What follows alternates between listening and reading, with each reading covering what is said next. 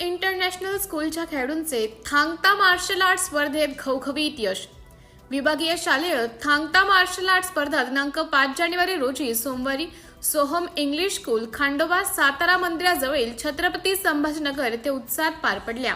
या स्पर्धेत success international school पिसदेवी येथील विद्यार्थ्यांनी उत्कृष्ट कामगिरी करत शाळेचे नाव उज्ज्वल केले।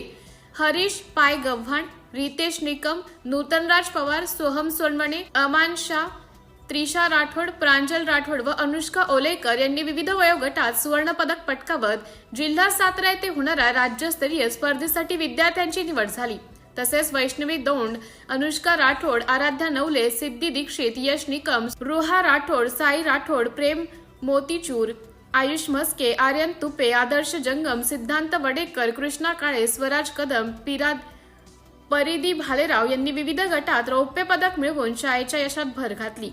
या सर्व यशस्वी खेळाडूंचे संस्थेचे अध्यक्ष संदीप लगामे पाटील, संचालिका तथा मुख्याध्यापिका विजयश्री बारगळ, वेदांत पाटील व आरोही पाटील यांनी अभिनंदन करून पुढील स्पर्धेसाठी शुभेच्छा दिल्या। विद्यार्थ्यांना क्रीडा शिक्षक श्याम अंभोरे यांनी उत्कृष्ट मार्गदर्शन केले।